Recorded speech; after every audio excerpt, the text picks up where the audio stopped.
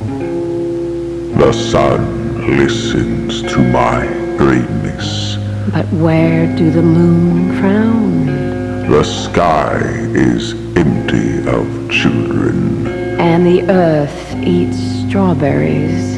Yet, why do the worms taste of bitter plum? Everyone is bereft of spores. Or the spores have devoured us all and we are left with nothing. Or everything is inside us, Though we find ourselves swimming in rock, where strange things remain. and known things fall outside of their own selves. Let alone from each of us.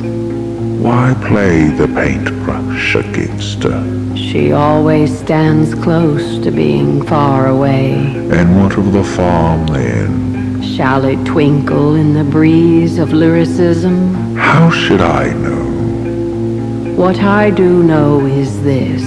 The grass drinks flower dust like a glass bead swallowed tastes nothing like water. And furthermore, Wherever one finds the absence of something, that something surely exists someplace else. or else how could it be absent? There is wisdom in this. Yes, and everything has its place. And every place its thing belonging to it. It is the way of all things. Even those things misplaced know where they belong. They long to be that. Is the whole point of belonging, is it not? And yet we are never so lonely as the stars. As when we find ourselves possessed Of love. of death, Of what then? life, But they call me enemy. even as they exalt me. Yet even the wind is slave to the clouds. But the rain, It bounces against the sky like apples in a basket. and for what? What shall become of us when the pot pits die? I would like to think that the bleak summer does not herald the death of the rain. But who's to say one way or the other? If the butterflies make up the walls, how does one see inside a room at night? Perhaps the room is already inside us, And we are the ones who need occupants. and our occupants are the ones needing the light. But I digress. The spoon that slays monsters is always the last to enter the mouth. And the first to leave. Nor do eyes in the back of one's head mean that one can walk backwards. Do the knees bend that way? Do the shoes point heavenward? No, we are stuck falling forward until we smash against the door of eternity. That is the essence of life. To be devoured in our own banality, though we wish to be something more. I love this life, But I hate the aftertaste. like waking from a dream with someone's fingers in your mouth. How do they get there? Whose hand do they belong to? Whose hand do any of us belong to, really? It always comes back to belonging, does it not? It does.